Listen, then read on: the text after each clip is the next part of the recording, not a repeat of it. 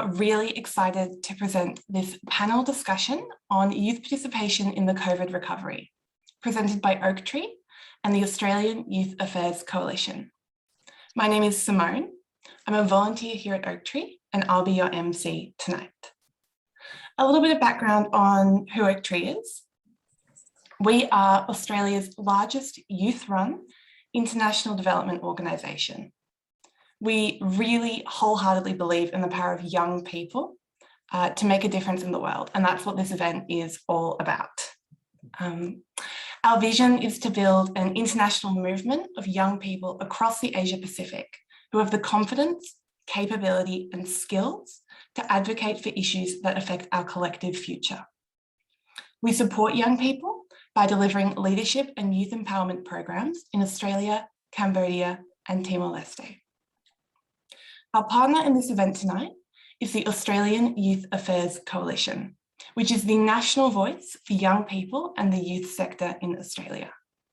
You'll be hearing from their very accomplished co-chair, Caitlin Figueiredo, later this evening. In a few minutes, we'll be hearing a keynote address from the 26th Prime Minister of Australia and current President of the Asia Society Policy Institute, the Honourable Kevin Rudd AC. Since leaving office in 2013, Mr. Rudd has made it his personal mission to inspire discourse on a number of important conversations, including youth advocacy, poverty alleviation, and climate change.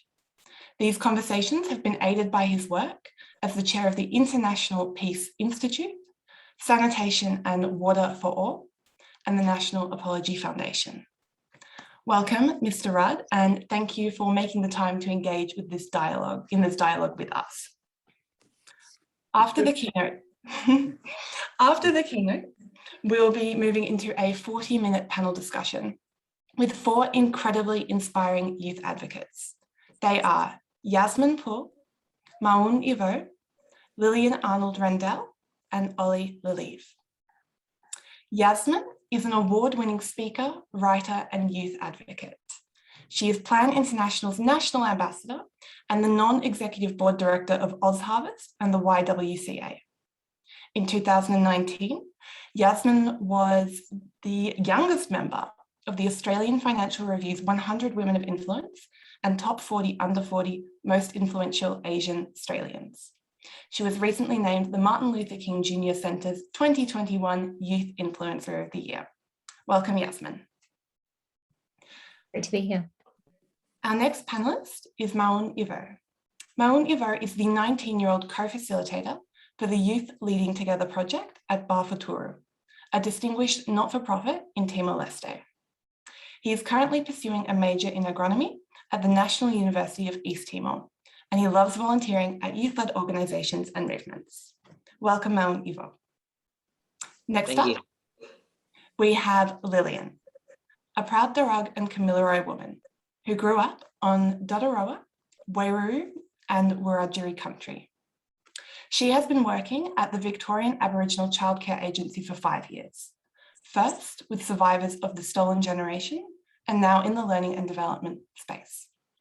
Lillian is a passionate advocate on Aboriginal self-determination and education of the true history of this country. She's also been a member of the Koori Youth Council Executive for 4 years. Welcome, Lillian. Finally, we have Ollie Lalive. Ollie is the Vice Chair of the Future Farmers Network and a participant in the current cohort of the Australian Rural Leadership Program.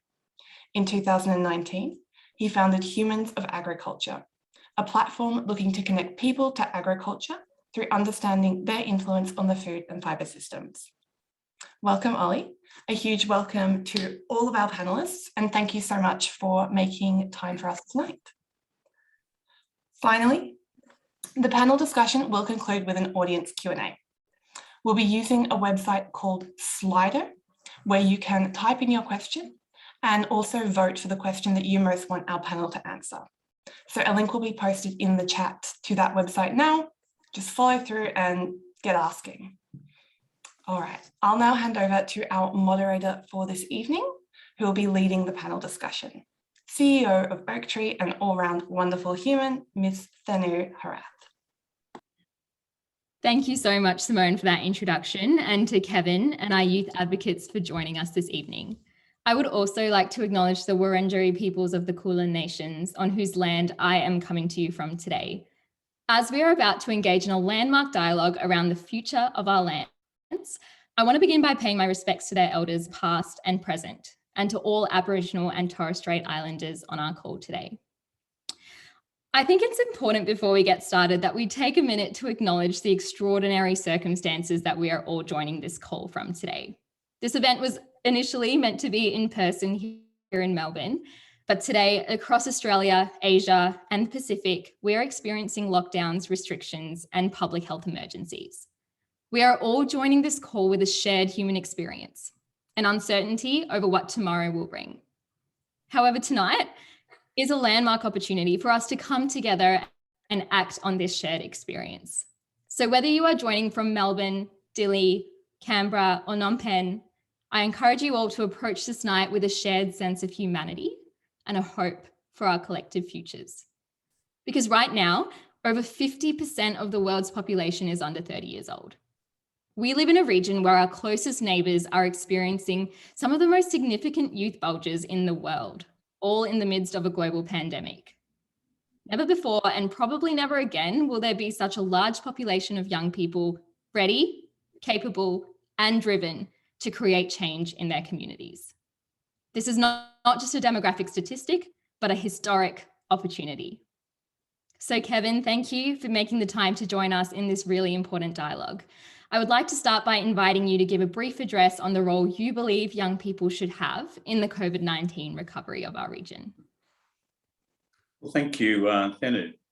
And it's good to be with so many of you. And I join you in acknowledging the first Australians on whose lands we meet and whose cultures we celebrate as the oldest continuing cultures in human history. It's good to be with Oaktree. I first met Oaktree, then run by Hugh Evans, probably more than 15 years ago. And the role which Oaktree played way back then in working with me in developing a consolidated view in the Australian Labor Party, and then more broadly in the Parliament, to set a target to lift our overseas development assistance to 0.5 of GNI, was a critical piece of collaboration. Oaktree just didn't pontificate about it. Oaktree members way back then went out and door-knocked various members of Parliament, Labor and Liberal, and did so in order to help forge that consensus.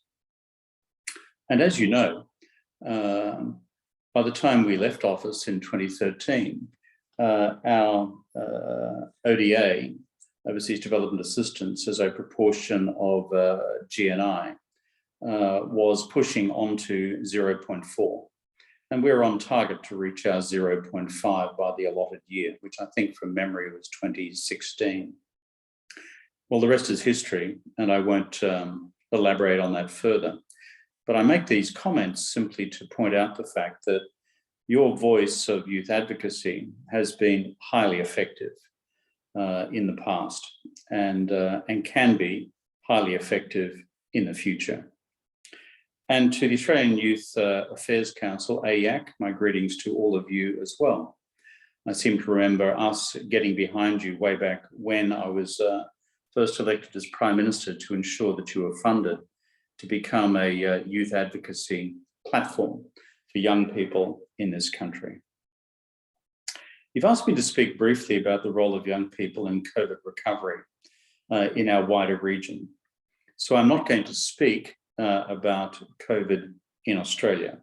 I'm going to speak about COVID in the wider region. The truth is, as you all know, as international activists, that whether it is in Melanesia, or in Polynesia, or in Micronesia, whether it is in the Indonesian Republic, whether it is in Timor-Leste, whether it is in the other countries of Southeast Asia and beyond, the truth is COVID has been cutting a swathe through these countries.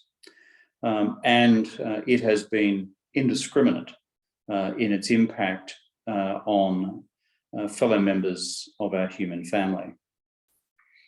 Of course, the problem with COVID in poorer countries is that the pre-existing public health infrastructure is already stretched and in some cases thin, and in some parts of the wider region non-existent.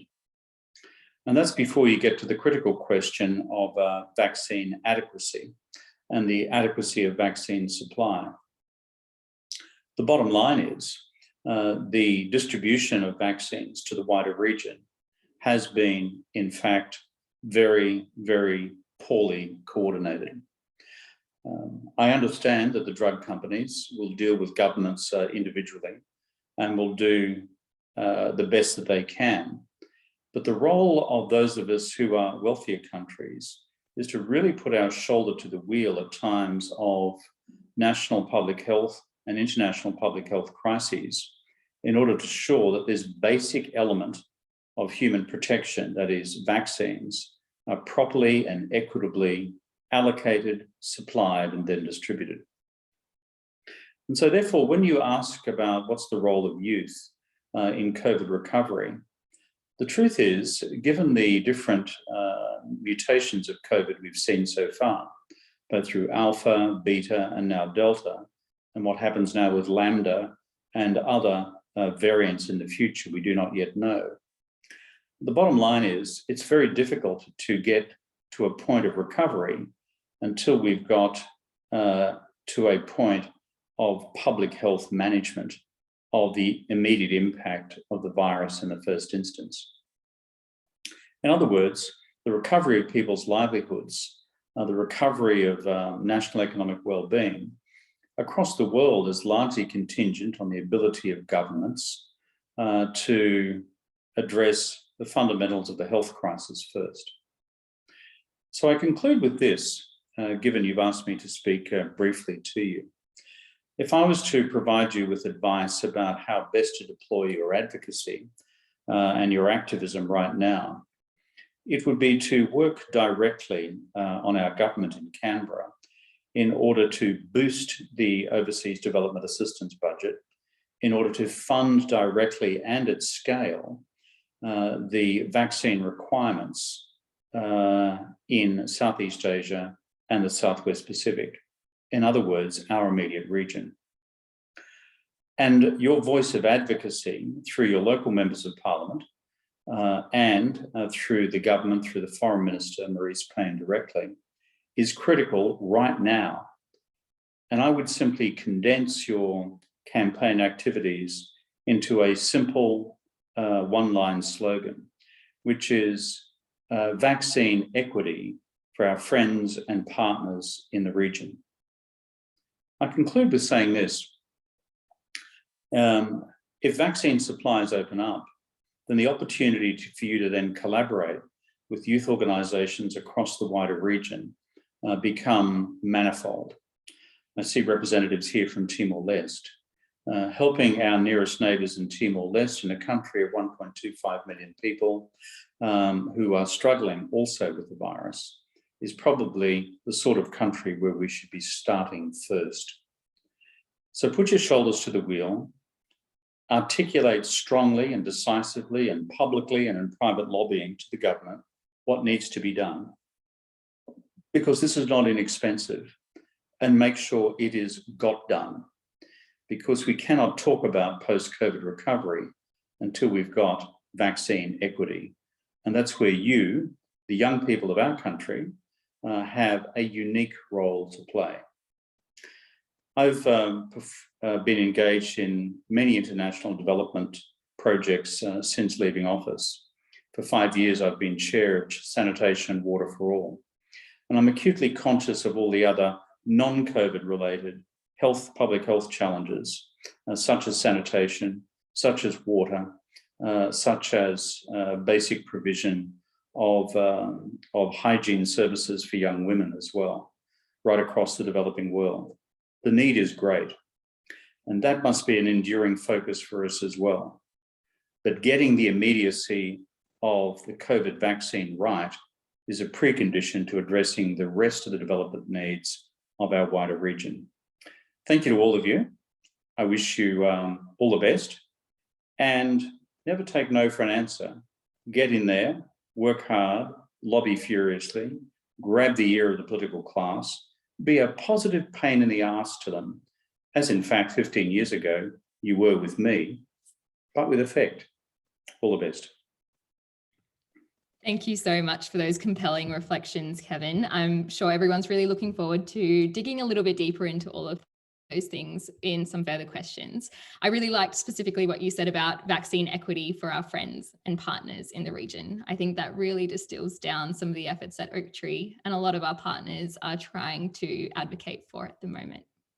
I'd like to now open up this discussion to include our 4 inspiring youth advocates on the call.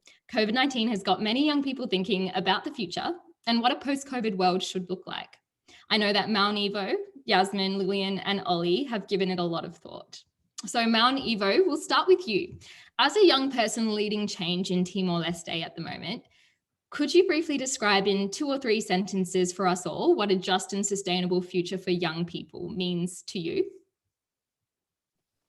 Yeah, thank you. I believe that engaging youths and empowerment of the youth is very important and for the sustainable of the future. And so giving these opportunities and empowering youths to start taking actions and training these young people to become active agents in their community will definitely change and create a better future for their community and for themselves. Also, I think that this will be very helpful in the future because the generation of today, as we all know, will be the leaders and for tomorrow. So there's a line between them and their future. So empowerment and engagement is I believe that is the most important thing for a just and sustainable future. Thank you for sharing that, Maun. We'll move to Lillian now. Could you answer the same question? What does a just and sustainable future mean to you? Yama there, everyone. Yeah, before I kind of kick off, I'd also like to acknowledge country, as is custom for our mob, and just pay my respects to Wurundjeri people of the land on which I'm currently zooming in from, and acknowledge their ancestors and old people and their leaders upcoming. I'd like to acknowledge that sovereignty was never ceded, and acknowledge our frontier warriors who fought and died for country, and our grassroots community members who continue to fight to keep our children and young people connected to culture, to family, and to community. And also pay tribute to the stolen generations, those who made it home, those who are still searching, and those who are wrestling and dreaming with their ancestors. I'd like to acknowledge also any other First Nations mob in the room zooming in. I'm doing dodgies and keeping an eye on what I have to say here, but also the deadly young people in the room as well, and all the great things you're doing out in your communities. And also shout out to Kay Rudd and your deadly down ball skills. We're all onto that, I think, as young people here. But I guess what a just and sustainable future looks like for young mob, I think might look a little different, especially when it comes to COVID for us. I think for our community, it's a bit of a single incident trauma, and we think, to heal and recover from this, we need to look a bit deeper to our country and nation's history. And it's about centering the voices of our First Nations young people, and our expertise and learning within our culture and our history, and also this to be broadly taught in the education system and the curriculum. It's about land rights, it's about stolen generation compensation, it's about justice and equity for our people, and also really acknowledgement of the past histories and traumas of our people. It's pretty simple, I think. Uncle Charlie Perkins once said that how can we not live in the past when the past lives with us? So it's about beginning to acknowledge those things, that we be able to deal with a single incident and move forward with COVID as well. Thanks for sharing that, Lillian. That was really insightful. Similarly, Ollie, I'll move to you now. Thanks, Tanu. And yeah, I'd like to acknowledge the land on which I'm at as well, which is the Gadigal area of Australia near Sydney. So I guess, yeah, what does a just and sustainable future look like for young people? And I think fundamentally it begins with having young people as part of the conversation, not purely just having people at the table, but it has to be a representative voice.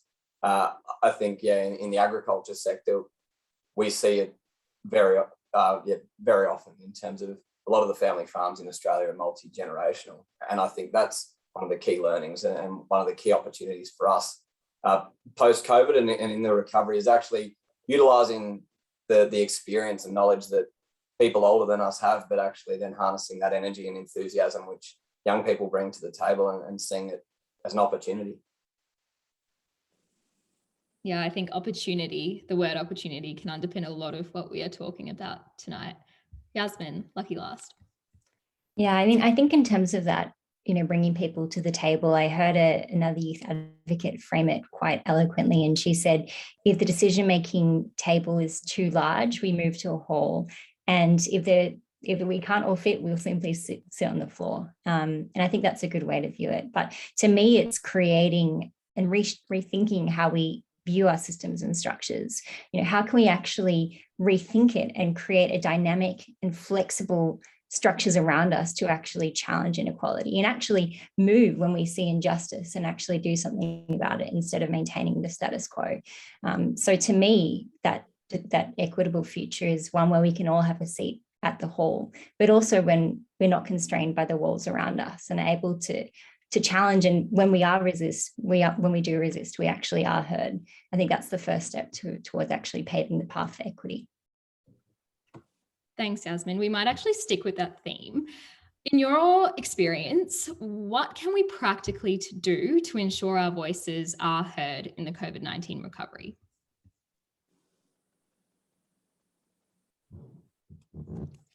Yasmin?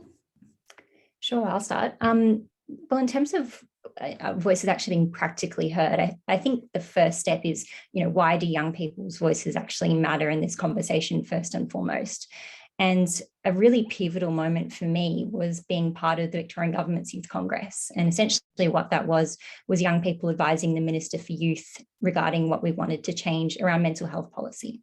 And what was really revealing about that experience is that I saw what the intersection of all young people's experience was in that moment. We had people discussing cultural norms, gendered barriers. We had a First Nations representative that was talking about mental health through that perspective. And that was really, really powerful. And it got me thinking, it's not only why are young people important to sitting at the table, but why don't decision makers offer seats to young people to sit at the table?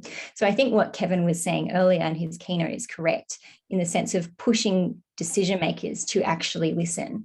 And a really big part of that is organisation and mobilisation. And it's precisely through becoming involved in youth-led organisations, including Oaktree, which, by the way, was my first ever volunteering role as a 17-year-old just out of high school.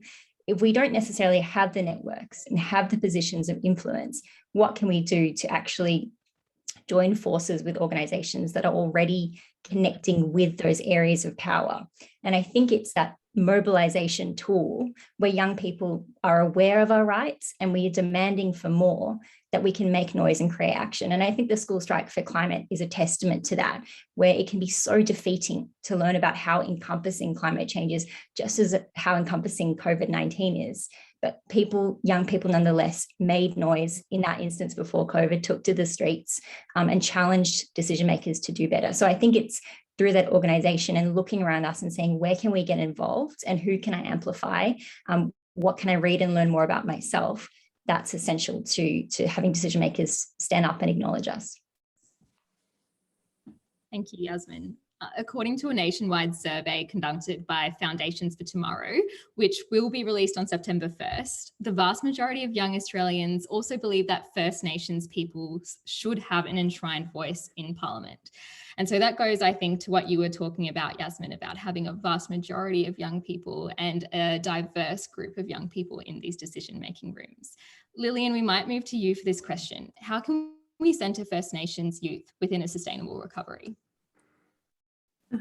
Thank you, Thanu. I think it's really important to acknowledge that, over 50% of young people under the age of 25 are actually Aboriginal and Torres Strait Islander in Victoria. So we actually have a huge cohort of mob coming through, which is amazing. And it's just so important that we do centre First Nations knowledge and expertise around recovery. There's kind of, I believe, two parts to this question. Essentially, not only making sure that representation is there from First Nations youth and people, but acknowledgement of expertise in this space. I think there's not a lot of acknowledgement of it, so people don't believe it or accept it or listen to it, which is a big problem. And we've seen it recently with the bushfires. For a lot of years, mob have been doing cultural burn-offs, sustain country and heal country, but it took the bushfires of 2019 for people to really come to the table and actually listen to that. So I think acknowledgement of that expertise is so important, but it's also about opportunity for our First Nations young people to be able to have a seat at the table and to be able to listen, heard and respected in that space. And it goes deeper, not only representation, acknowledgement, but education as well. And making sure that our mob feel valued and listened to. And it's something that's such a bit of a white premise, I think, about not listening to our young people, whereas part of our culture is that it's an ever-going cycle, and our elders and old people have always looked to the next generation, 5 generations forward. So we've always kind of made sure that our young people's knowledge and expertise is valued and put at the table as well. So I think it's really definitely about coming together as all young people to centre First Nations voice and expertise and knowledge as well. Thanks for that, Lillian. We'll now move into a question that is more centred around Asia Pacific issues. So for those of you on the call who aren't very familiar with the development sector, even prior to the COVID-19 pandemic, the Asia Pacific region was experiencing extreme development challenges related to the youth bulge. Currently, there are 1.7 billion young people in the Indo-Pacific region. And as a consequence, young people are experiencing high youth unemployment and high rates of poverty. Mount Evo, how can we use this booming youth population in our region to recover from the pandemic? I think that it goes way to engaging and calling for attention to young people, but also because of the lacking of opportunities given by the governments. So most of the opportunities that are given are mostly centered in the capital city, and outside of Delhi, more young people that are demanding quality education and opportunities, and where these rural areas are lacking. So I guess engaging and reaching out to these rural areas where it's more vulnerable, engaging and training youths in life skills and entrepreneurships will definitely be a great help to the young people, not only in the city, not only in the rural areas, but also in the city and other areas of the Asia. I guess because the majority of the population are the Asian young people, I think that it's important that we should give them opportunity to stage for them to raise their voice and their actions to be implemented. So it's, I guess, yeah. Thank you. Great, thank you, Ivo. Would you be able to give people on the call an idea of what you are doing currently in Timor-Leste through your work? Yes, definitely. At the moment, Oaktree is working together with Bafuturu for the Future organization here at Timor-Leste. We are training young people to how effectively use their voice in the development in their community, also as the country, especially using journalistic skills through civic journalism, participatory video, and using theory as a way of them to participate critically in the development, identifying the issues that they are facing in their communities, in the rural areas where there is not reachable, and showing this to the politicians, to the organizations who can have powers in the city to reach out more widely to the corners of the country. So at the moment, youths are creating their own stories, contents, and developing stories that they can ask for, calling for attentions to be reached,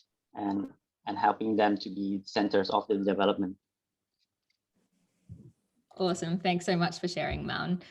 Kevin, I might actually throw to you for this question as well to hear your thoughts. Do you have any ideas on how we can use this booming youth population to help recover from the pandemic? The booming youth population in the region, or what's been referred to in Australia? Lillian, I was really taken by the numbers you gave before about Indig kids in Victoria. That's really encouraging. So well done. Nice to hear that. I'm sure there'll be a bunch of very active leaders among them as they come through the system. Yeah, a lot of international development organisations point to, quote, the global youth bulge as a, quote, problem. They particularly point to the unfolding of the youth bulge in the Muslim world. If you look at the youth bulge in, for example, the Middle East, if you look at what's occurring in Indonesia and Malaysia, yes, it's large, but my own attitude is quite the reverse. I regard the global youth bulge as an enormous opportunity. If you were to look at it purely in terms of its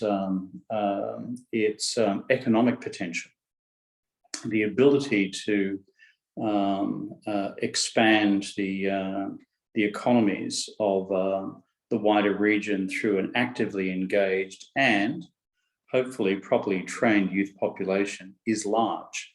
Other countries, for example, in Northeast Asia, are getting older.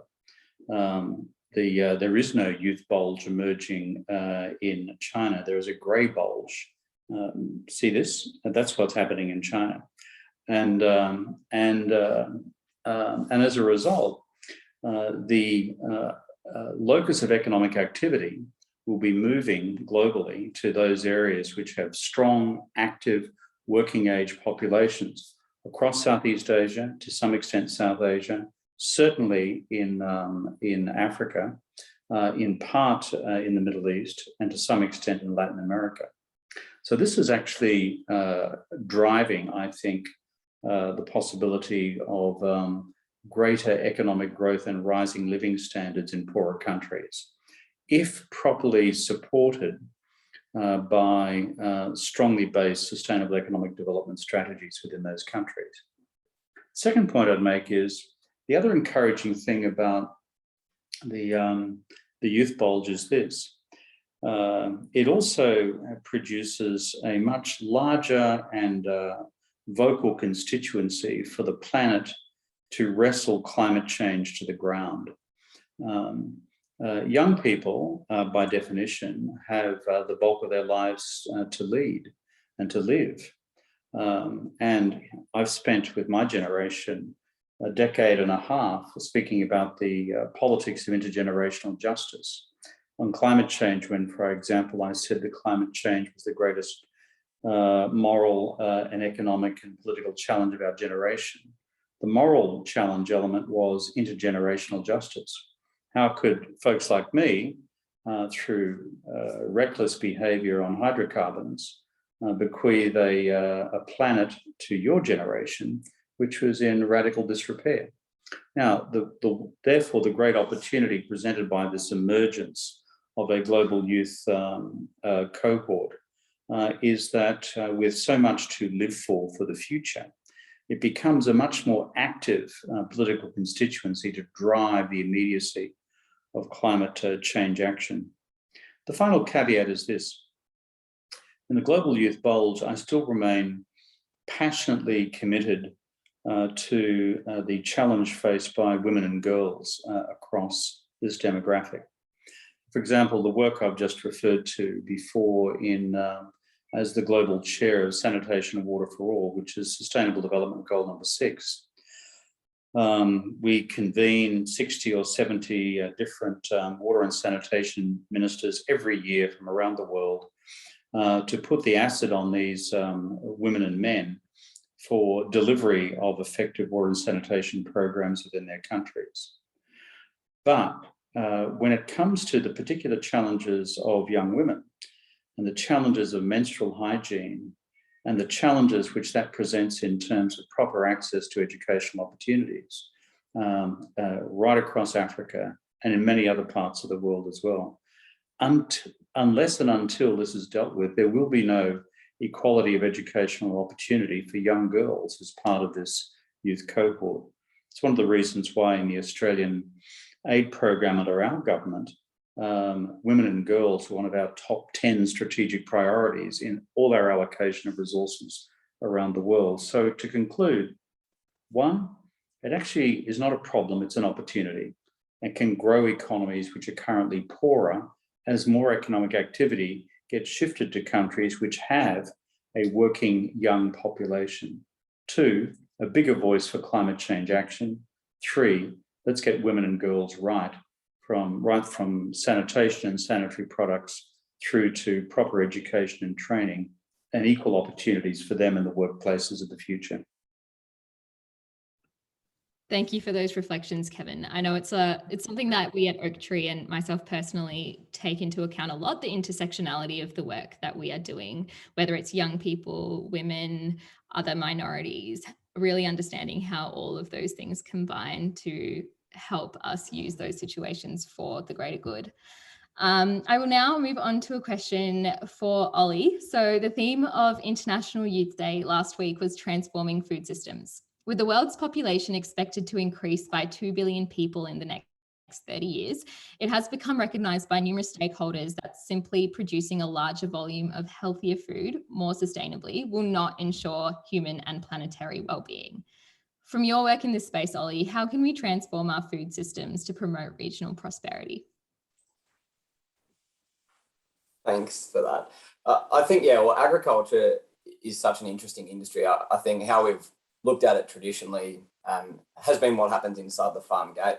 I think what's quite special about today's conversation is Yasmin grew up on a farm in Victoria and Mount Ovo is involved in agronomy in Timor-Leste as well. So I think you're looking at 50% of our call straight away is involved in agriculture. In terms of the challenges facing the world, as we move towards that 2050 growth of 10 billion people, we need to produce about 70% more food. So at the moment, we've got a number of issues. It's not just about producing more food. It's actually about how do we utilise the resources better that we've got. I think, interestingly, with food production, about 30% of all food that's produced is wasted today. So there's an exceptional amount of that volume that we need to increase to get there that is actually already produced. We're just not fully utilising it. I think one of the key opportunities for us is around education. I think if I was to wave a magic wand, it would be for farmers in Australia and right across the whole region to actually collaborate far more than what we do. I think to look at a couple of examples, the Crawford Fund's one organisation, which is utilising the skills and expertise of Australian farmers and scientists and taking that into the region more broadly. A guy who I've had a bit to do with, Matt Champness, a few years ago, headed over to Laos, where he was working in a community, living for 12 months and supporting them with growing more rice. And I think your question there about how do we basically make the region more food secure and address that, it's not necessarily about big fandangled technology. Matt went into this community and they were growing rice, and one of their key problems they had was around weed infestations in their crops. And so Matt came up, used a bit of Aussie ingenuity and repurposed a whippersnipper and put basically a contraption on it which allowed him to walk through the rows, and far quicker than what the people in that village could go through and remove the weeds by hand, he was able to remove it. So they were actually able to produce more rice, they were able to become more food secure, and they're actually able to have more income out of that. So I think in terms of, we've got exceptional opportunities in utilising innovations, and it's not necessarily the latest in food technology. There's many things out there and ways that we can actually start to boost I guess, the food security of people within the region. And I think fundamentally to that, it comes back to education and creating those opportunities for shared learning. Yeah, that's great, Ollie. I might even stick with you for this next question as well. Something that impacts food systems quite heavily is climate change. And according to the Foundations for Tomorrow survey that I referred to previously, the vast majority of young Australians believe that the government is actually not doing enough to address climate change. Do you think that it's possible for us to have a sustainable recovery within our current political and economic systems? It's a great question. I think the short answer is probably no, but I think it comes back to where's the robust conversation that we're having around it. In 2019, I guess, when Humans of Agriculture was born, we had a conversation in Australia called Global Table, and that was about bringing government, entrepreneurs, private businesses together to talk about how we create a sustainable food future. It was the first time that the United Nations Sustainable Development Goals were talked in a food context in Australia. So I think already we're behind the eight ball just in terms of the conversations that we're having in Australia, particularly around food and how that relates to our region. In terms of, I think with climate change, it's not one of these issues that we can sit and wait for government policy to catch up. I think we're already seeing private businesses, like, yes, they do have to catch up, but private businesses are moving and progressing beyond that. I think the nature of the markets is that money, rightly or wrongly, will dictate practices that happen. And I think there's an opportunity for us as global citizens and citizens who purchase, make decisions every single day, that our dollars actually become the vote, which can bring change as part of that. So I think in terms of, yes, there's far more that the political system could be doing, but I also think we individually have a responsibility every single day where we can make decisions which will lead us towards addressing things like climate change and plastic pollutions, whatever the major issues are surrounding food. Just to add on to that as well, I wanted to say, I think the actions of NGOs in Australia have actually been revealing what the government is missing in this space. And I'm on the board of OzHarvest, which is a fantastic organisation focusing on food waste. And essentially, it's quite simple. They take the food that Woolies and Aldi will chuck out, that's perfectly good food, and donates it to people in need, organisations, charities, and whatnot. And if it wasn't for them, they delivered over 10 million meals, at least last year with the bushfires and with COVID. If it wasn't for them, that food would still be, in the bin. It would be food waste. So they are showing that, why haven't the government actually considered food systems? Why these organizations are doing fantastic work, but they're needing to continually ask for money to actually fix systems that are inherently broken, that are very wasteful. So I think that's also shone a light, first on how an individual action actually can be powerful, but also magnifying government's failure in some instances to think creatively and innovatively. Yeah, that's an excellent point, Yasmin. Lillian, what are your thoughts on this issue? Yeah, I think it's also important to acknowledge First Nations farmers. We're not only the longest ongoing society and culture, but, farmers as well in this space. So, we're talking about farming, we're talking about caring for country as well. So what that looks like, for our mob, that's First Nations led movements. And unfortunately, because of a majority, us being minority within our own country, we don't get a lot of limelight being showed on our First Nations led organisations and climate change and justice movements, such as SEED, for example. And there aren't a lot of partnerships in that space either. Like, one thing I love, even the climate justice movement, even when we're looking at Greta, lovely little Greta Thunberg, when she went over to America, she centered First Nations voices at that, because when you look at it, we are the oldest living ongoing culture and society that have cared for country and understand what we need to do to protect country, and make sure that people living on this country are, cared for and looked after and fed and being part of this sustainable world. And it's not only just about farming and food, it's about the destruction of country for greed that is still occurring here. For simple things like saving 3 minutes on a highway, such as the Djab Wurrung birthing trees being destroyed.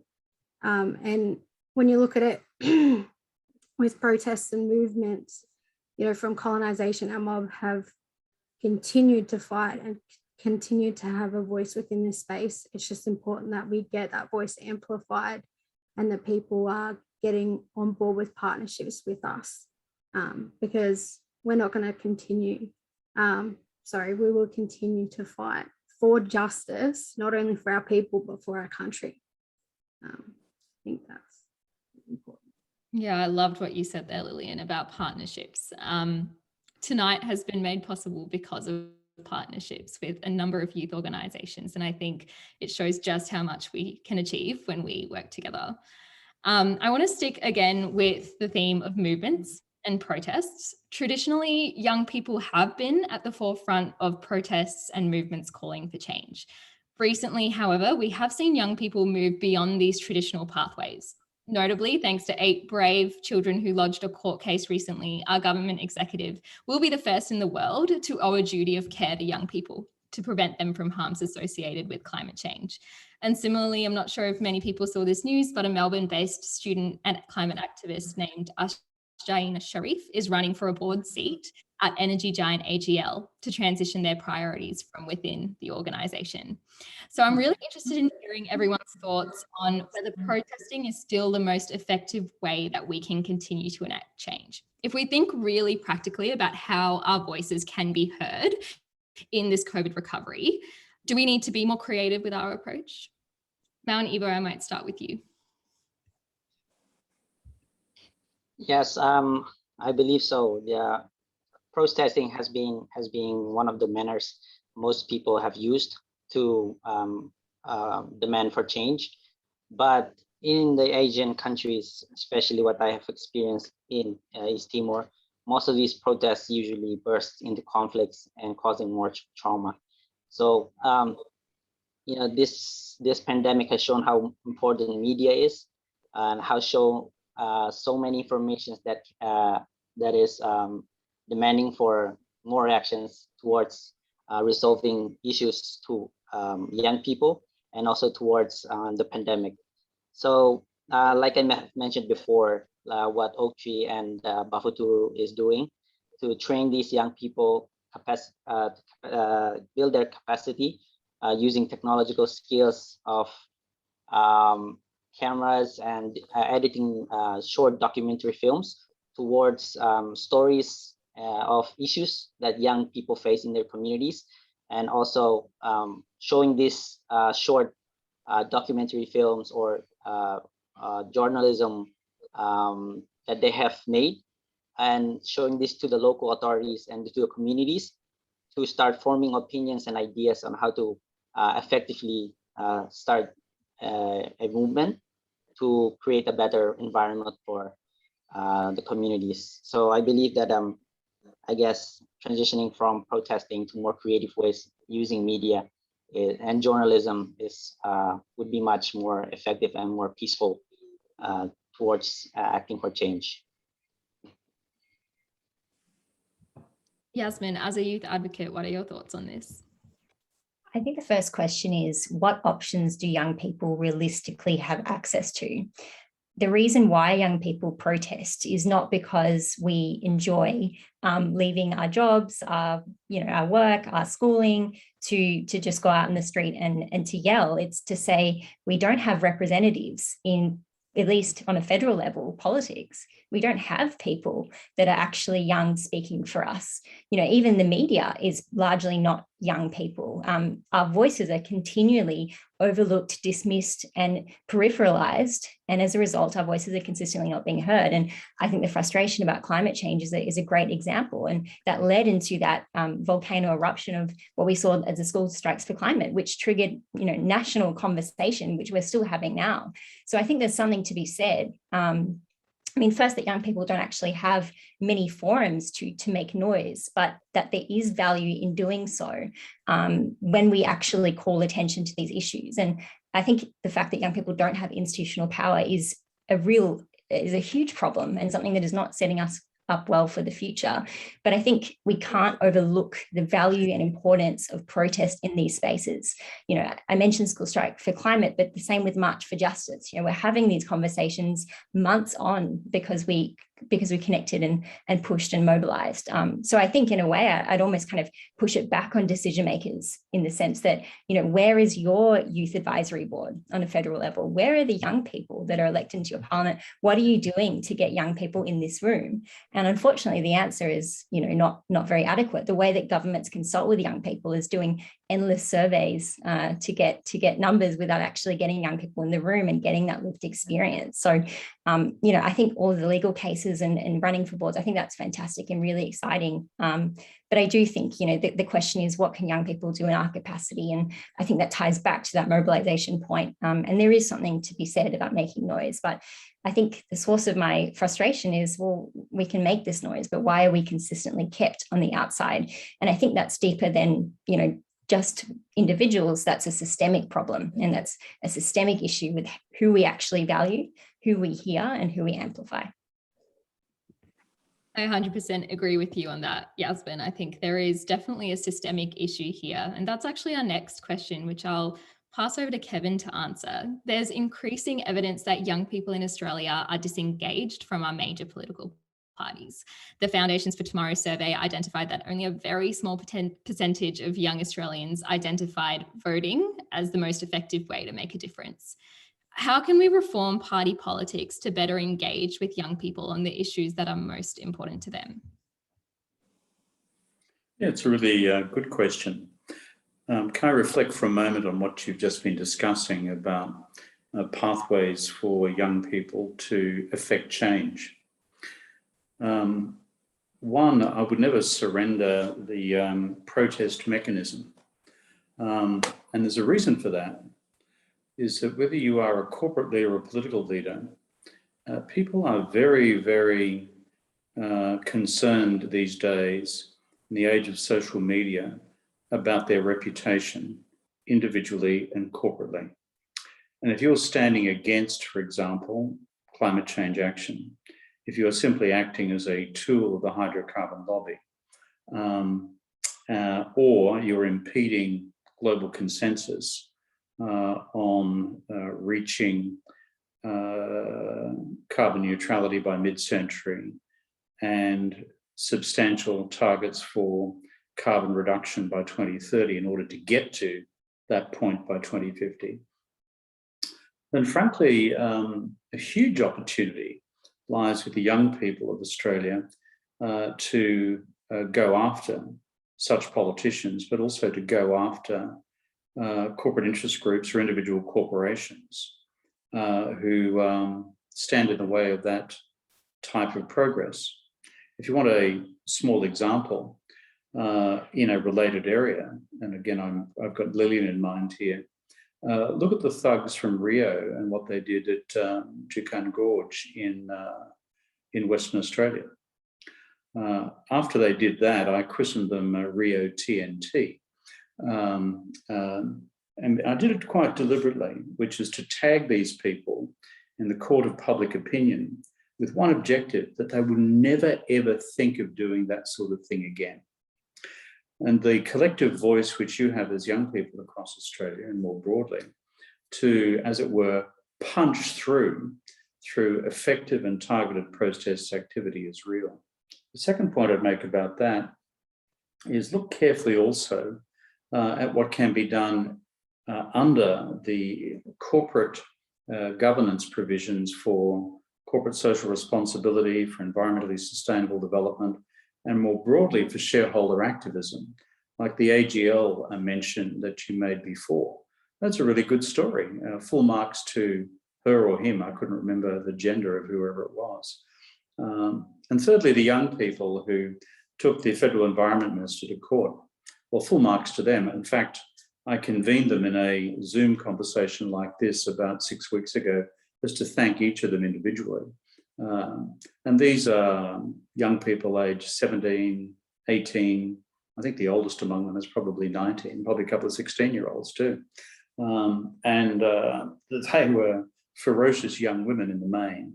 and a few, Ollie, a few blokes coming up the rear, so it was okay. And so, but it was a pretty formidable performance. On your broader question about political engagement, I'm acutely conscious that mainstream political parties in Australia are often aging. The most aged, and this is, I'm not making a partisan point here, I'm just being descriptive, is the Liberal and National parties. If you look at the voter preference among age demographics, we are starting to get into this huge bifurcation of the way in which young people engage and the way in which they vote. So people voting Green and Labor at federal elections these days constitute a vast majority of people, would you believe, under 40, vast majority. If you're looking at people under 25, it's getting up to 80 or 90%. If you go to the other end of the age spectrum, people over 65, you're down to less than 25% of the vote going to Greens or the Labor Party from that older demographic. So there's a real challenge here in terms of, frankly, not allowing this age chasm to get any wider and deeper in Australia. And that requires, I think, young people to take the lead in, frankly, building bridges with older Australians as well. On the other point, though, which is my experience of young people in Australia, is that they're just pretty basic and pretty for real. If you bullshit to them, they're not going to come with you.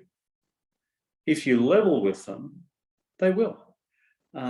So I don't make this again as a partisan comment about a political party, but the way to re-engage young people in mainstream politics in this country is to level with them about what you're going to do on climate action, what policies you will implement when in office, and what you will then do in order to play your part in bringing down global greenhouse gas emissions. You do that, people will engage big time on Indigenous justice questions. Basic question for young people, including young Indigenous people. Do you stand for the constitutionally entrenched voice of Indigenous Australians so that they have a right entrenched in the Constitution to provide comment on every matter of federal legislation of relevance to them? Now, you can either just say yes or no. I say yes, because I don't see what the problem is, frankly. I think it's elementary, self-evident justice from my perspective. But there are some who will say no, and therefore, when there are some who will go blah, and you never know what they're saying. And so my experience of young folks is that they'll get behind you if you're clear, and frankly, they won't if you're not. So therefore, my final point would be to encourage young people still to treasure the enormous power that you have in the ballot box. It is enormously powerful. If you think mainstream politics doesn't make a difference anymore, think through right now the fundamental national debates we're having about carbon neutrality. It really does make a difference in terms of whether we're going to be part of the solution or part of the problem.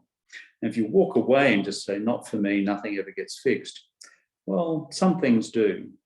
My final point is, even way back when, it was 2009, by one vote, we secured passage of the renewable energy target legislation through the Australian Parliament. When I became Prime Minister, 4% of Australia's electricity supply was from renewables. We introduced a law which said it had to be 20% by 2020. And our opponents, led by all the corporations that you could name, said that we'd collapse the economy, it'd be the end of Western civilizations we know it, and the end of Christendom. Guess what? None of those things quite happened. The economy is fine. And here we are in 2021, and 23% of our electricity supply is from renewables. If you ask the question, does a vote matter? It does, because the law made that mandatory. And all the big coal producing generators in the coal-fired generators in the country, those companies had to then diversify into renewables, otherwise they'd be in breach of the law. So the vote matters. Young people need to be politically active and effect change within their parties, and then effect change through those parties in the parliament. Great, thank you so much for that reflection, Kevin. I might throw to Yasmin to respond. I mean, I broadly agree. Yeah, I think it's absolutely essential. But I also think it's also on decision makers to build trust.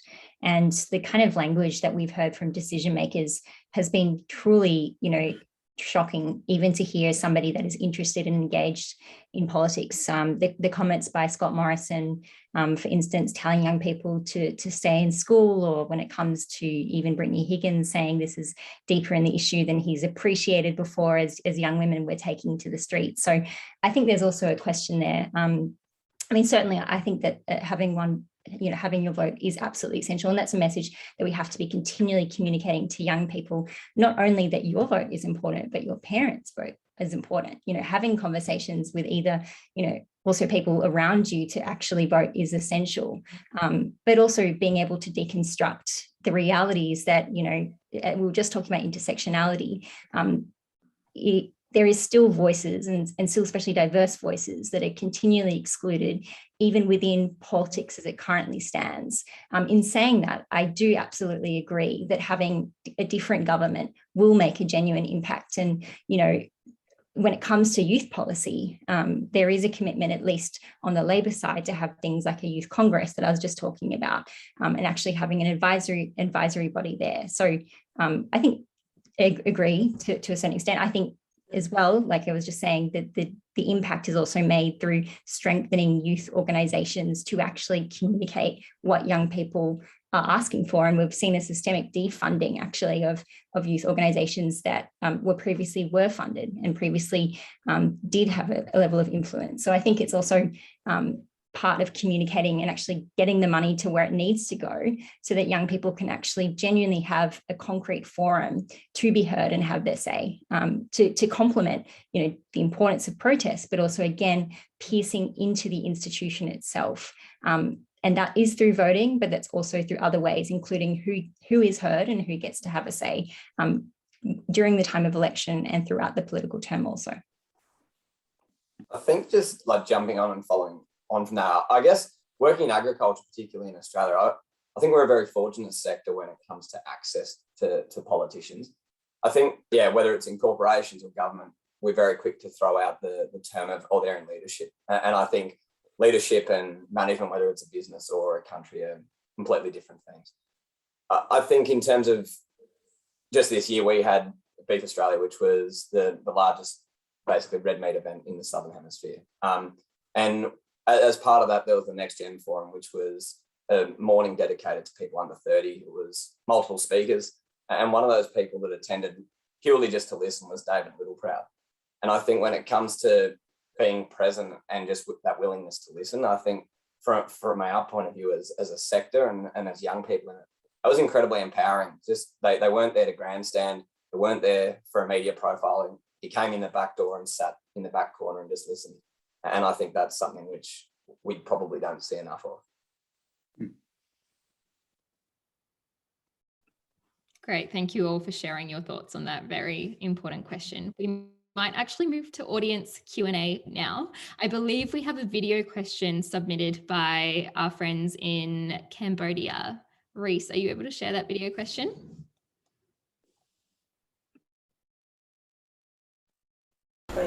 Hello, Mr. Kevin Rudd. It's nice to meet you. My name is Thirit, and I'm the Senior Program Officer at Cambodian Young Leader Action, that called KILA, which implemented by Cambodia Action to Promote Education Organization. This project focuses on how to empower young people to raise their voice, opinions with communities, schools, and have ability to increase their potential to face issues and solve it. My question today is, what are your thoughts on changing priority of support that Australia has given to other countries? Thanks. Good. And did you want me to have a go at answering that? Yeah, that would be great. Thank you. Well, thank you very much for a question from our friend from Cambodia. And I send my greetings to everybody in Phnom Penh and across the rest of the country. It's a beautiful country. And it's a country which has experienced much pain in its recent history.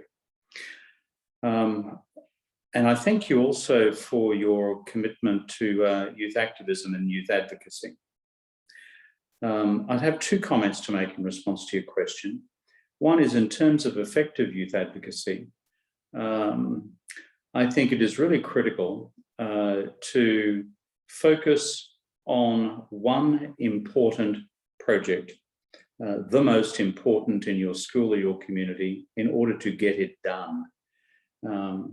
My experience over the years in many countries where we've supported as a government youth mobilisation campaigns is that they've been most effective when they've been focused either on getting water to schools, getting sanitation in schools, getting school curriculum sorted for schools, getting training programs right for women and girls, etc. That's my first point. The second is your question goes to the adequacy of current Australian government aid funding. This is just a fact. When I left office, we were expending $5 billion a year on aid.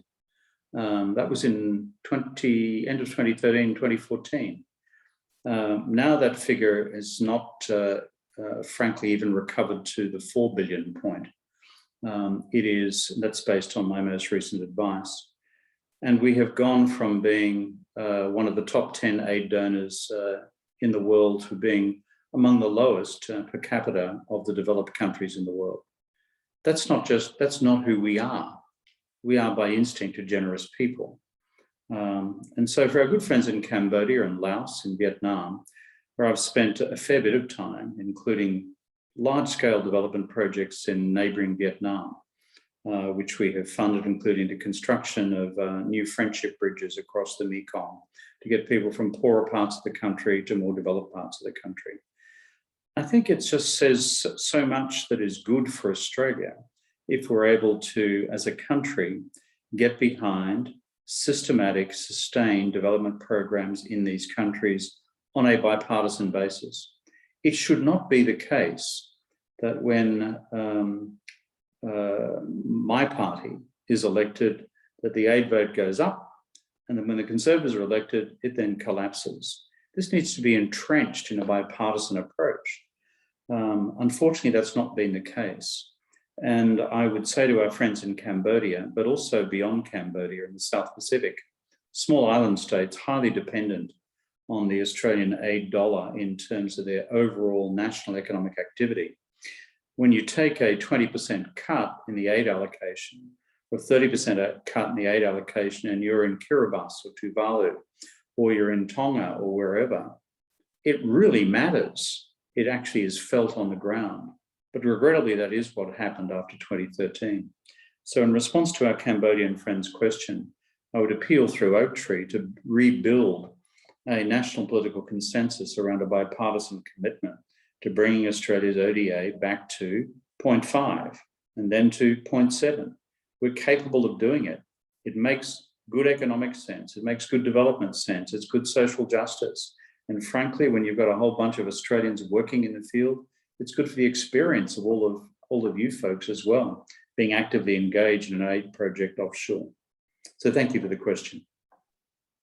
Thank you, Kevin. Our policy and advocacy team are working really hard at the moment to continue this conversation with current decision makers. We actually had a great win last week for the first time in, I think, over 5 years. Oaktree was actually mentioned in Parliament, and there was a call to increase our aid budget and increase the quality of our aid budget as well. So we really appreciate those reflections. A really popular question that has been asked in Slido is about how children and young people have sacrificed a lot in the global pandemic. Over the last year and a half, lockdowns have resulted in a lot of us staying at home in a time where we are meant to be going out and getting our first jobs and really starting a new chapter in our lives. So my question, and this anonymous attendees' question is, what should we prioritise in the build back that sets up the world for a more just future? Lillian, we might start with you. Cool. Yeah, I think obviously I come from a bit of a different lens with some of this stuff. But when we're talking a more just future for our First Nations people, I think that comes down to education, not only for a broader society, but also for our mob to get opportunity to, I guess, live in the two worlds and get educated in the white system to be able to get platform and support from a broader society as well. And important that of recognition of our history and culture and people, and also the support of young people, particularly as well, with how many deadly young people we have here today, acknowledging that we all, each individually, can make a difference in this space, and understanding that fighting for rights and justice for our Aboriginal and Torres Strait Islander people is also fighting for the rights and justice and for a better Australia as a whole. Thank you for sharing those reflections, Lillian. Ollie, do you have any thoughts on that one? Yeah, I guess like I've been thinking about it a lot. I guess from my own experience through the pandemic, I went from working with a corporate to kind of taking a step back and trying to find a job and spend my time with something that was more aligned to my purpose. I think in terms of the current situation, I'm thinking of my cousin, I'm thinking of friends. I'm not sure if we're building a more resilient bunch out of this, or if we're actually creating a lot of volatility through the adversity that's been faced with people through COVID. So I think that's something which will be really interesting to watch the space. But I think one thing, and I guess the movement we're seeing, which through young people, is particularly around, I guess, being open and honest and kind of embracing your vulnerabilities. So I guess one of the areas to answer that question, what should we prioritize? I think people just being really true to themselves and being willing to share your experiences and getting involved from it. I think that's a pretty good starting block, because that will allow us to get a greater understanding collectively of I guess, where we're at and sense checking the situation. Yeah, just to jump in there as well, I think a really huge one is education. And I was really disheartened to see the treatment of the university sector throughout this pandemic, which is, a space where many young people, myself included in a dorm room right now, study, and to see the lack of, I think, understanding about the importance of education, treating this as something that, STEM is important and the humanities can be cast aside, or we can increase the fees there. And I think the lack of awareness about how absolutely essential strengthening our education sector is. And it also starts at a younger level. The distinction between public schools and private schools is something that continues to concern me, and something that I actually think we don't talk enough about exactly how that shapes the lives immediately from a very young age for young people. So I think about, recovering from COVID, what worries me is that, to preface, young people are not equal. We don't all have the same lived experience. Wealth and wealth inequality shapes our lives in different ways. So my concern is that younger people who already have networks, platforms, and opportunities will be fine, but it will be disproportionately affecting young people that don't have access to those opportunities, that particularly come from marginalized backgrounds. So I think we can't overlook, a wider frame of inequity and inequality, and the importance of addressing that in a holistic way, thinking about our response. So I think the first step is actually to really value and strengthen our education sector first and foremost. And then I can talk, a lot more about the importance of intersectional framing of social issues towards the future. But I think it's that university point, I think I've been seeing that is a worrying trend of what we might feel and experience during COVID and in the recovery too. That's a great reflection. Thank you, Yasmin. Our next question is from Kim. How can we get more young people involved beyond advocacy? So recognised and engaged in policymaking, leadership, and driving the recovery agenda for Australia and beyond. Marnivo, I might start with you, because we've already had a little bit of a discussion about the alternative methods you're using in Timor-Leste. Is there anything else you'd like to elaborate on?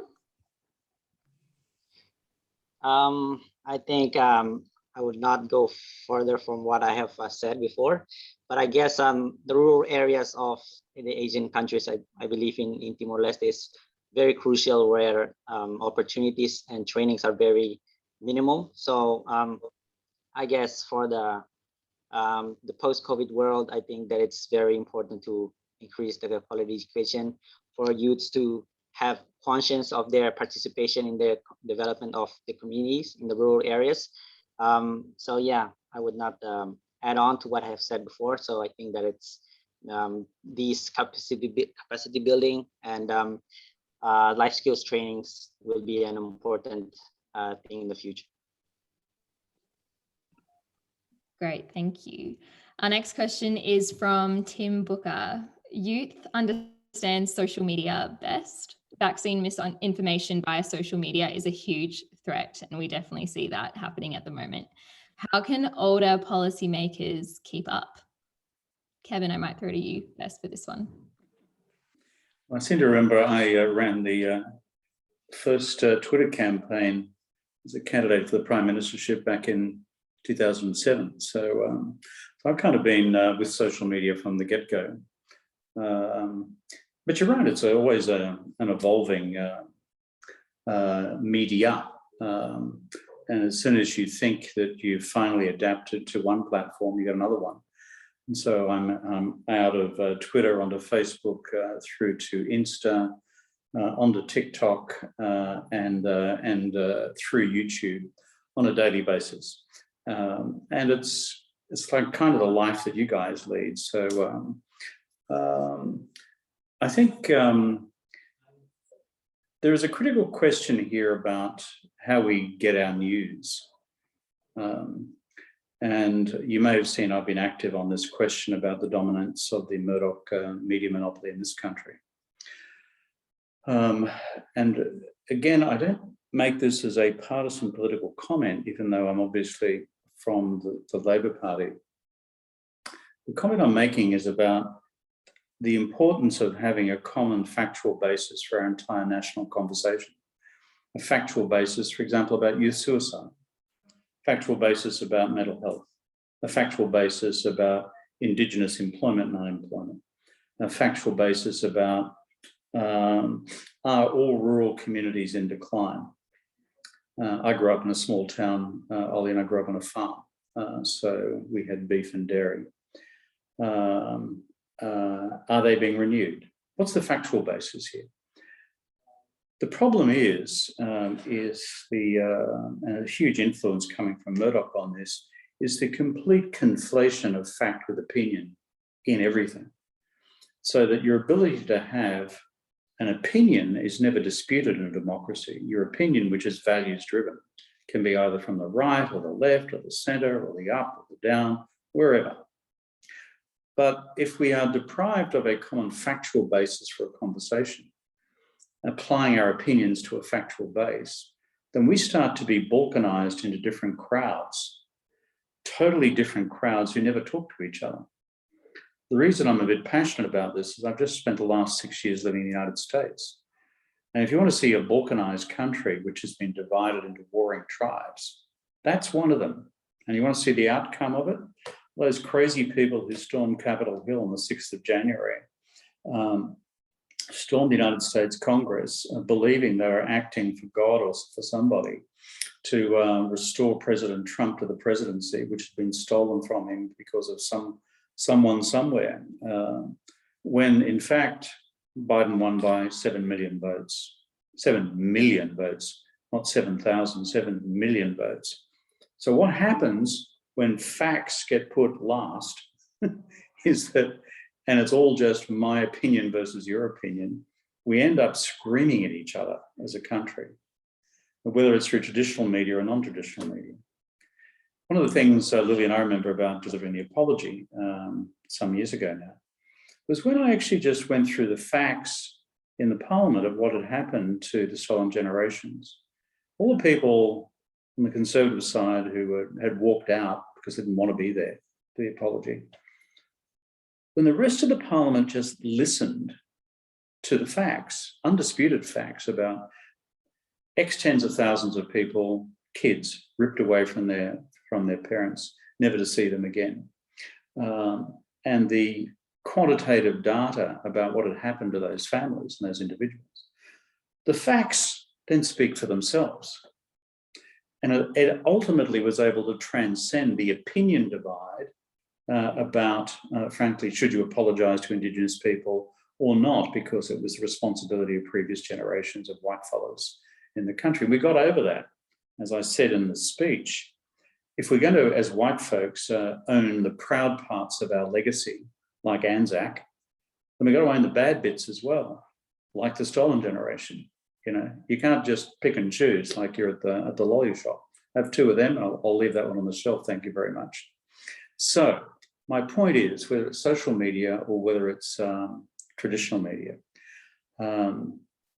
the pressing need for our age is to re-establish the notion of fact-based reporting, so that facts are shared and that fact checker, for example, that run by the ABC and others, it becomes indispensable so that people just can't shoot off their mouths, as people have done, for example, through the pandemic, and just say that vaccines don't work. Come and see Alan Jones. Oh, what a bull-faced, bunch of codswallop that is. But because he has a captive audience and his opinion becomes fact, we have a problem.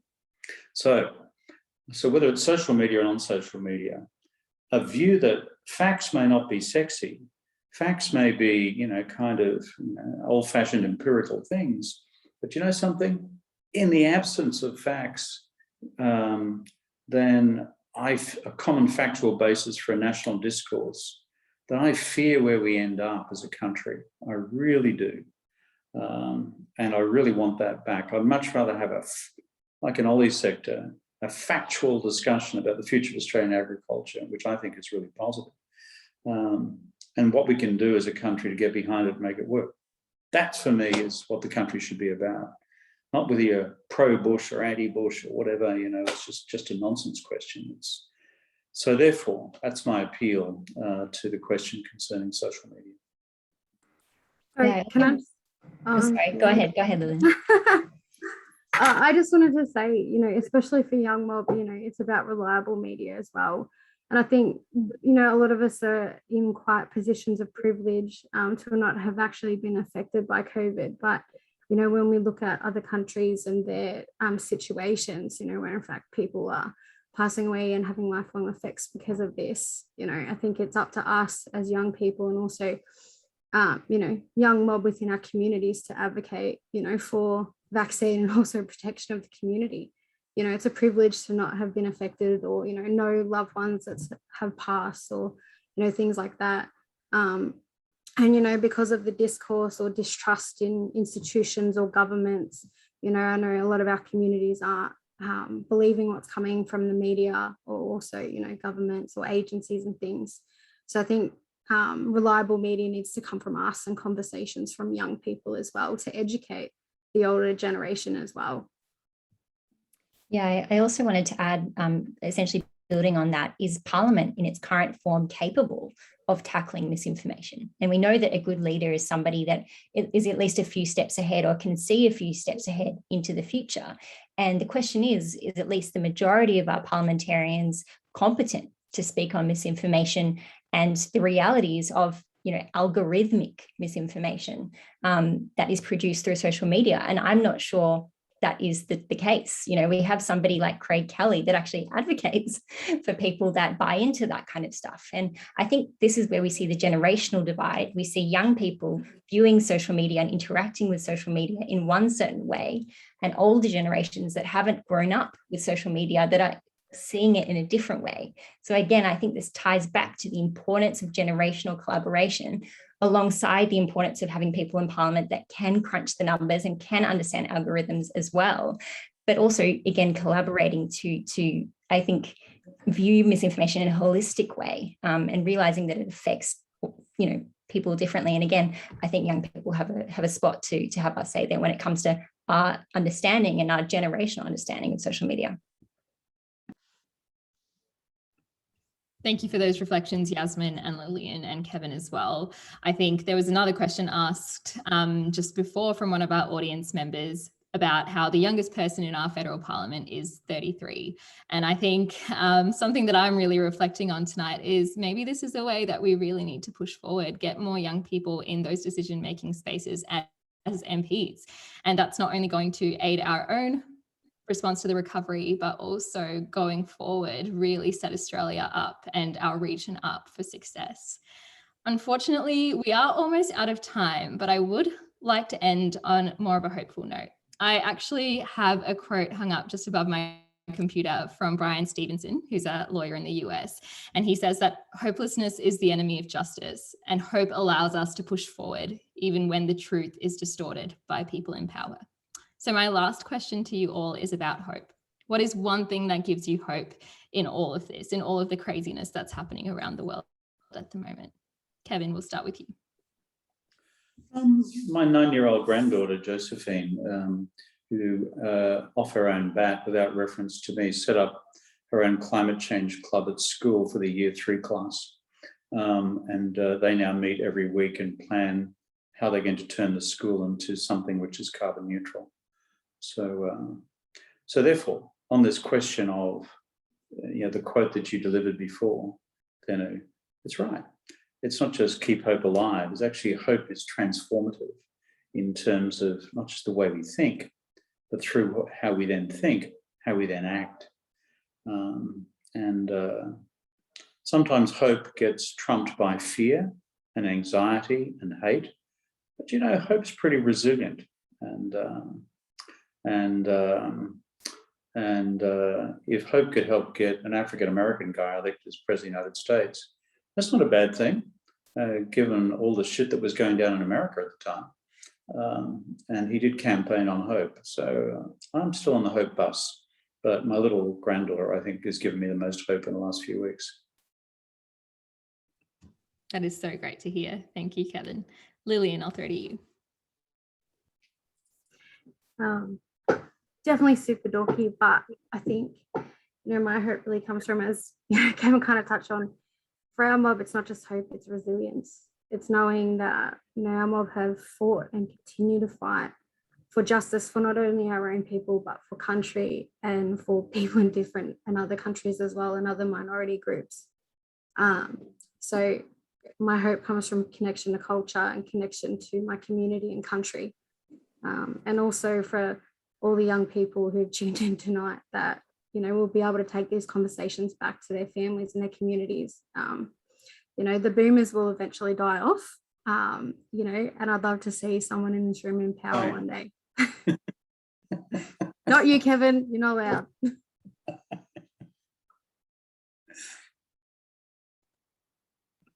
Thank you, Lillian. Yasmin, I'll throw to you. I think for me, with everything happening in the past year, especially around March for Justice and Women, I think in the beginning, it wasn't hope, it was frustration and anger. But I remember after the protest in my dorm, the girls and the young women that attended put their signs on the, main kind of corridor where everybody could see, all of these signs calling for accountability, so that every single person that walked past had to look at it and had to confront it within themselves. And I think that's really, really significant, that young women especially, that we are mobilizing ourselves. We're pushing past the narrative of saying nothing and being quiet to standing up and saying something, to the point where our leaders have to respond, and it makes them uncomfortable because they haven't had to in the past. And that is precisely why that is exciting for us to be able to actually push and make action. So for me, I think it's the in a sense, awakening of young women, that we have a voice and agency to be able to call this out, and that it's essential to be able to call it out.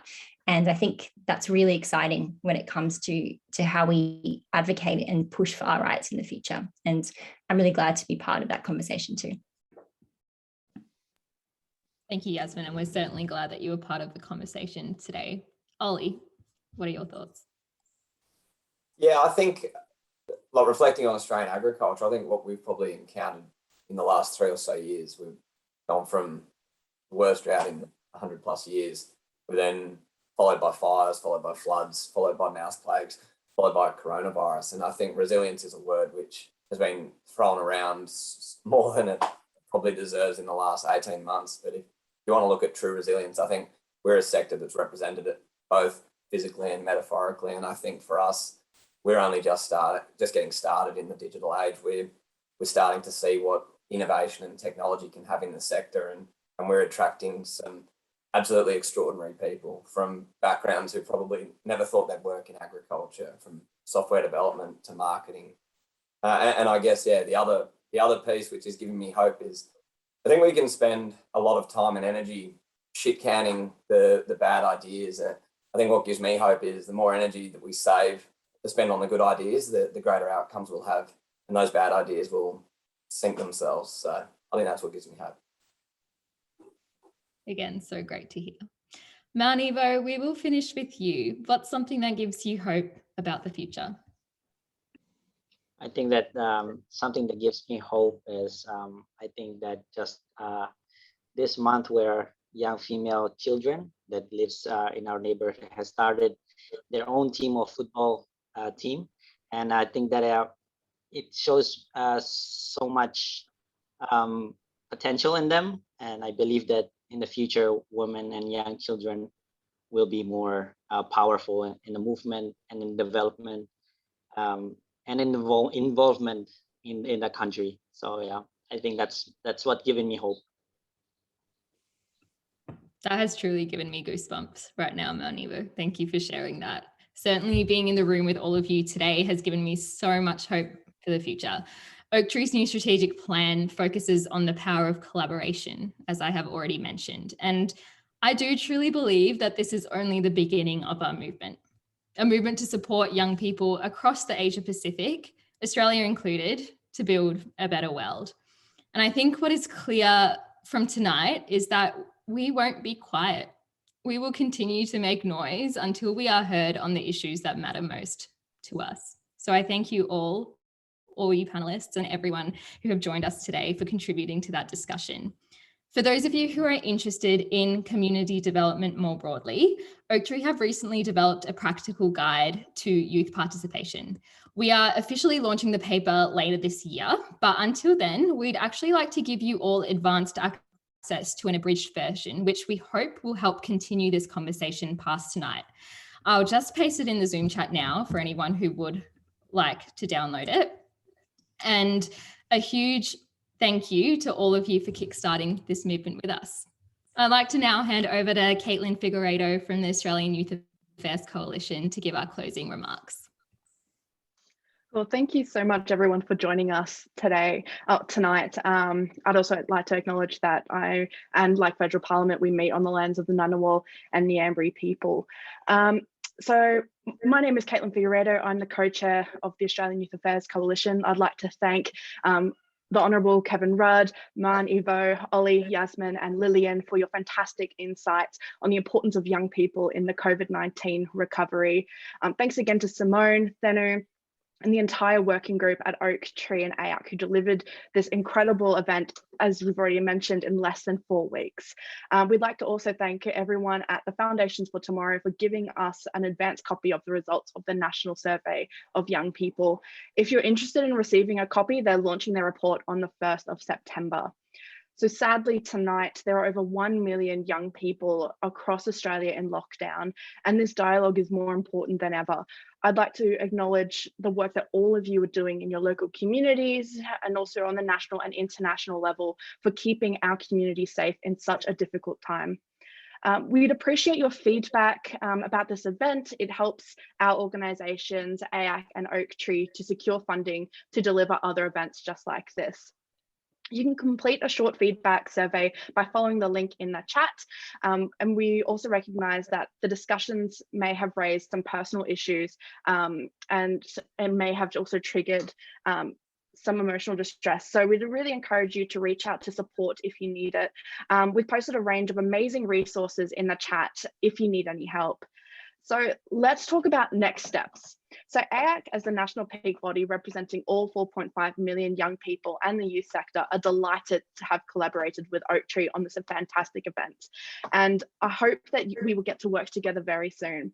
If you want to be involved and volunteer with Oaktree, you can reach out by visiting Oaktree at oaktree.org or check out their socials. If you want to continue the discussion and get involved in national policy development and shaping the national conversation and agenda within federal parliament and more broadly, AAC will be running workshops and consultations from September. You can stay up to date by visiting aac.org.au, subscribing or following us on social medias. So that's it for our event tonight. Thank you all again so much. I wish you and your families are all safe and well and have a fantastic night.